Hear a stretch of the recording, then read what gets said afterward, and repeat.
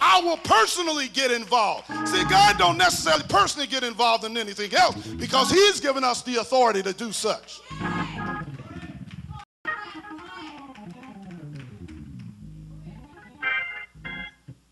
So he stops the devour. You see what it does? Then it gives God permission to open the windows of heaven. Now, opening the windows of heaven, God is not going to pour out any cars. No money ain't going to fall out of the sky and none of that. But opening the windows, it gives him permission to open the windows that gives you insight, gives you revelation about your inheritance. See, when God opens the window and pour out blessings, he's giving you insight, revelation, showing you, oh, now I see what I need to do to walk into my wealthy place.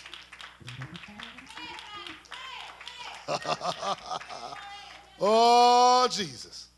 You don't have to turn to it. In the 14th chapter of Genesis, after Abraham gave tithes to Melchizedek, his visions concerning the covenant became more clear. And then even after Abraham gave the tithe to Melchizedek, he received the blessing.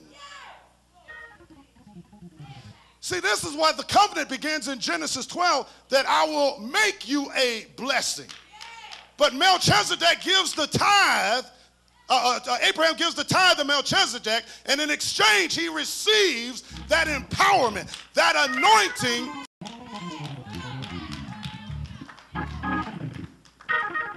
So tithing connects us to our covenant. It positions us towards what God has for us. Oh, Jesus. Now, what is the assignment for tithes and offerings? Meet in God's house. Now, years ago when I didn't know any better, meet in God's house. Is that why church like chicken? When you don't know, you're a kid, meet in God's house. In churches, church folks are famous for liking chicken. That was just me who used to think that.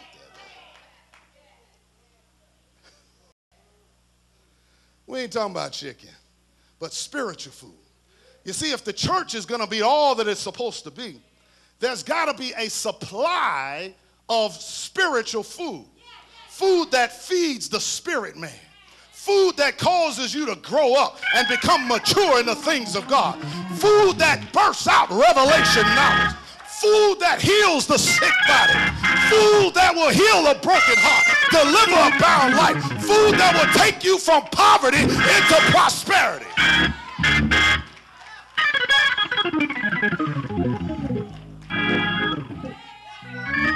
Now, let me hurry. How does tithes and offerings affect the growth of a church? Well, there's lack. It causes an improper spiritual diet. You see, without meat in the house of God, signs, wonders, and miracles and breakthroughs are limited. Oh, my. You see, in the Bible, many times when the people of God, they went years without hearing a fresh word from God. See, that's why we have a better covenant under better promises, because we can talk to the Lord anytime. Prior to Jesus, they couldn't really do that. They just, God, he'd talk to them sometime. He showed they can go years without hearing from God. God could give them an instruction, and he may not come back and say something else till 10 years later. Oh, my. And you see, to not hear from God, it can cause backslidings, disobedience, which eventually leads to destruction. That's why Romans 10:15 says, how shall they hear without a preacher?